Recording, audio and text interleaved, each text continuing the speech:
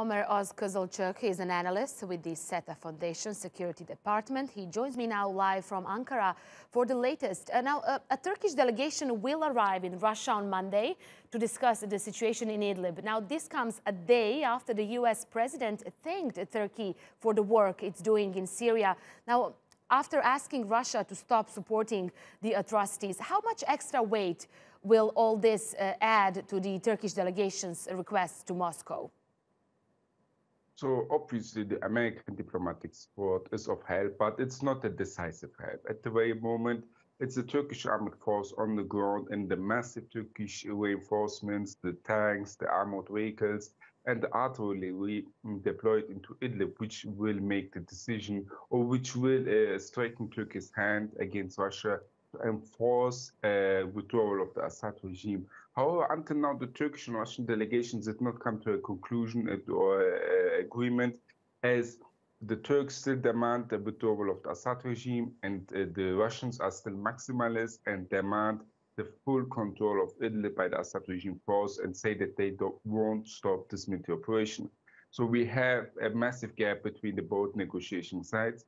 However, it might be possible that both sides can be reached an agreement. However, I'm not much optimistic here.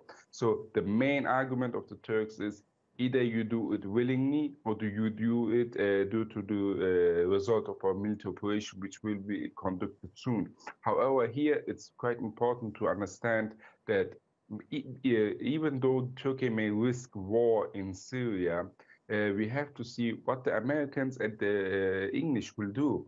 Will there be a support to Turkey, a material support? Will there be a military support to Turkey's actions in Idlib? And how will this restrain Russia from attacking the Turkish armed force in Syria? Because this is also a major risk. The Assad regime on its own is not a problem for Turkish armed force, but when it comes to the airspace, the Russians can prevent Turkish air forces from penetrating into the airspace over Idlib, and they can even shut down a Turkish airplane. So therefore, it's quite important to signal to the Russians very clearly from the American and the Western side that any attack against the Turks will face also response and reactions from the West. However, until now, we have not seen such thing yet. Erdogan said a couple of days earlier that Turkey will resolve this issue forcibly before the end of February if regime does not withdraw, and you were also mentioning that. Now, how do you see this playing out? What are the chances that the regime actually pulls back by the end of February?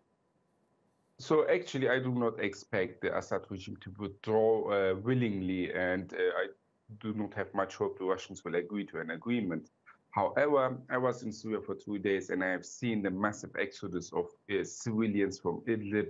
So it's a humanitarian disaster, and I don't think that Turkey can bear such a refugee flow. It's impossible, and therefore Turkey will risk war, and the Russians are still underestimating how serious Turkey is. And I think this is the main problem here.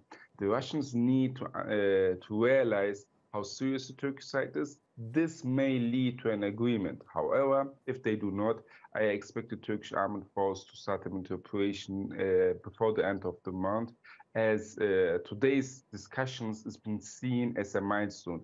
Either there will be a step forward, or this will be seen as an end to the diplomatic efforts to find a solution in a line between Russia and the Turkish. Omer Ozkizilcik, thanks so much for that. Let's see what happens in Moscow.